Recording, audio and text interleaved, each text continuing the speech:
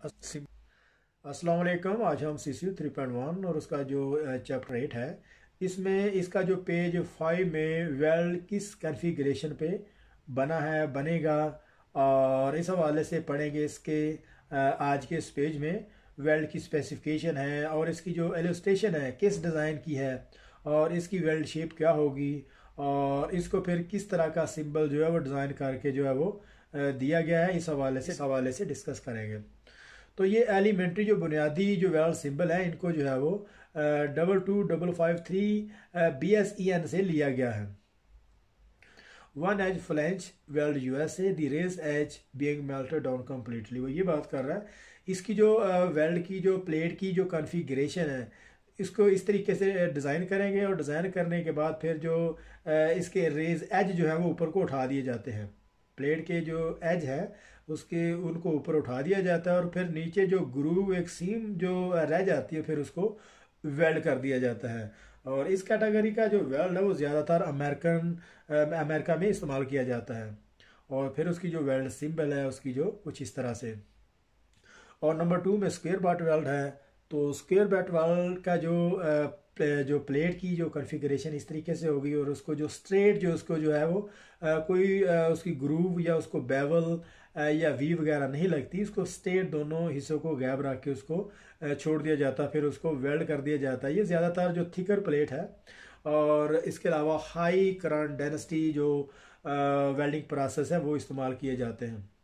और इसकी जो वेल्ड सिंबल की शेप कुछ इस तरह की होगी। और इसके अलावा इसकी जो वेल्ड सिंबल की जो शेप है कुछ इस तरह से होगी।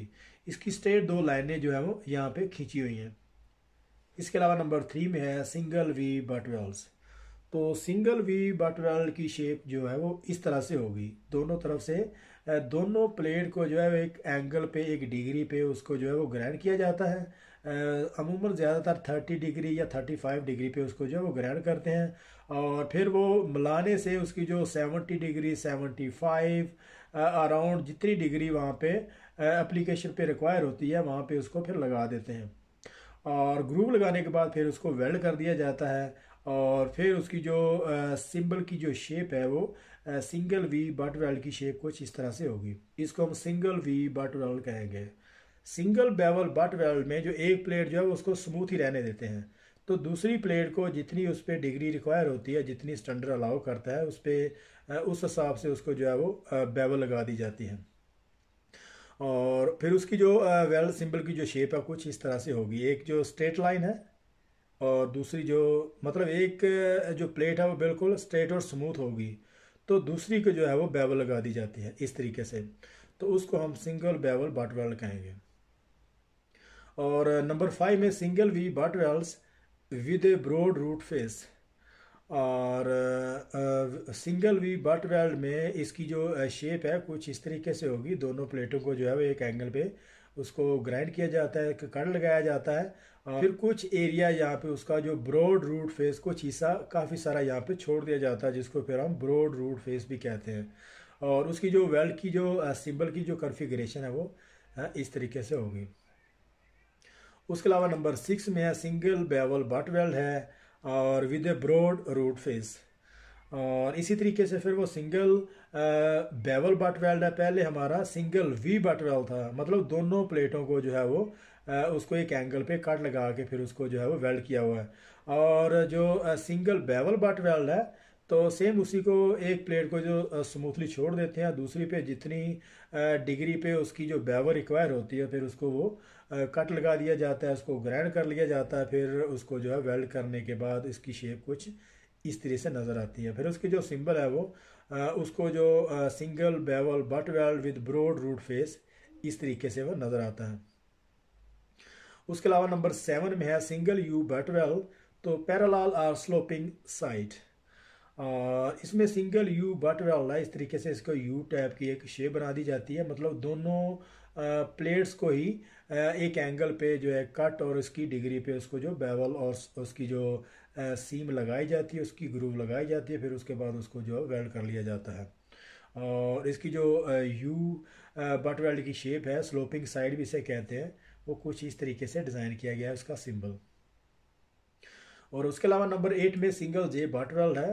तो सिंगल जे बट वेल्ड में उसकी सेम ऐसी है जैसे एक प्लेट स्मूथली उसको छोड़ दिया जाता है और दूसरी को इस तरह का उल्टा एक सी है उसका बना के उसी हिसाब से जो है उसको कट लगाते हैं, ग्राइंड करते हैं। कोई भी मेथड इस्तेमाल करने के बाद अगर जब उसकी बेवल उसकी सेम उसकी जो ग्रूव लग जाती है फिर उसको वेल्ड कर लिया जाता है। वेल्ड करने के बाद उसकी जो इलस्ट्रेशन है वो इस तरीके से नज़र आती है और इसकी जो वेल्ड की जो सिंबल है वो इस तरीके से ये एक पोर्शन स्ट्रेट नज़र आ रहा है और दूसरे को कट लगा के एक प्लेट को जो इस तरीके से उसको जो फिर ज्वाइन कर दिया जाता है और इसको जो है सिंगल जे बट वेल्ड कहेंगे। और इसके अलावा नंबर 9 में banking run banking weld USA, मतलब पहले जो है इसको जो है इसकी सीम इसकी जो ग्रूव है उसको फिल कर लिया जाता है और फिर पीछे से बैकिंग करने के लिए इसको पीछे इसको ग्राइंड किया जाता है और ग्राइंड करने के बाद प्रॉपर तरीके से इसको फिर दोनों वेल्ड मेटल को आपस में फ्यूज कर दिया जाता है। तो फिर इसको बैकिंग रन भी कहते हैं, बैकिंग वेल्ड बैकिंग रन, और ज़्यादातर ये यूएसए में इस्तेमाल किया जाता है। और उसकी जो वेल्ड की शेप होगी वो इस तरीके से अगर हो। और उसके अलावा नंबर 10 में फिलेट वेल्ड है और फिलेट वेल्ड यहाँ पे एक टी फिलेट वेल्ड की एक कन्फिग्रेशन यहाँ पे दी हुई है और यहाँ पे एक उन्होंने टी फिलेट वेल्ड बनाया, उसके बाद उसकी सीम को जो वेल्ड कर दिया यहाँ पे। और इसी तरीके से फिर उसकी जो वेल्ड की सिंबल है फिलेट वेल्ड की कुछ इस तरीके से होगी। इस तरीके का जो भी वेल्ड आएगा वो फिलेट वेल्ड होगा। और यहाँ पे एक बात करते हैं इसकी जो थ्रोट थिकनेस की, मेरा ख्याल लास्ट पेज में वो प्रॉपर तरीके से डिस्कस नहीं हुई। तो ये फ्यूजन रूट फ्यूजन से लेके जो वेल्ड की सरफेस है इसको अगर हम डायमेंशन इसकी पैमाइश करें तो ये मतलब थ्रोट थिकनेस में इसकी डायमेंशन आएगी।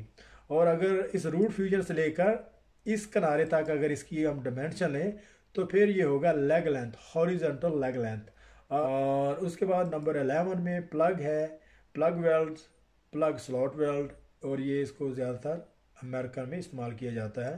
तो प्लग वेल्ड जो है वो बिल्कुल राउंड में लगाया जाता है, राउंड में या फिर बिल्कुल इसी तरीके से जहाँ पे जैसे वो शो करवा रहे हैं। और उसके अलावा जो स्लॉट वेल्ड है उसको थोड़ा लंबाई में और राउंड में कर दिया जाता है जिस तरह ये नज़र आ रहा है। और जो है प्लग वेल्ड में जो अंदर की तरफ से throughout the inside the hole, inside पे इसको यहाँ से इसको वेल्ड कर दिया जाता है इस एरिया में अराउंड में जिस तरह से उसकी जो डिमांड होगी। और प्लग वेल्ड की कुछ शेप है, इस तरीके से उसको बना दिया जाता है। अगर इस तरह का उसका सिंबल होगा तो मतलब वो प्लग वेल्ड होगा। और उसके बाद स्पॉट वेल्ड है और नंबर 12 में। तो स्पॉट वेल्ड जो है एक रेजिस्टेंस वेल्डिंग प्रोसेस है, इसको जो है वो स्पॉट वेल्ड लगाया जाता है। और जहाँ पे बिल्कुल राउंड इस तरह से दायरा होगा मतलब वो स्पॉट वेल्ड होगा। और इसको फिर दोनों प्लेटों को आपस में जो एक कॉपर इलेक्ट्रोड रखते हैं और फिर दोनों तरफ से प्रेशर दे के उसको फिर जो स्पॉट वेल्ड लगा दिया जाता है। और ये मिग वेल्डिंग प्रोसेस से भी ज़्यादा लगाया जाता है, उसमें थोड़ा इक्विपमेंट ऐड करके उसकी जो डिवाइसेस वो थोड़ी चेंज कर वेल्डिंग मिग वेल्डिंग प्रोसेस से भी स्पॉट वेल्ड लगाए जाते हैं। तो यहाँ पे जो हमारा चैप्टर 8 का जो पेज 5 था यहाँ पे ख़त्म हो रहा है। तो अभी हम देखते हैं नेक्स्ट पेज में।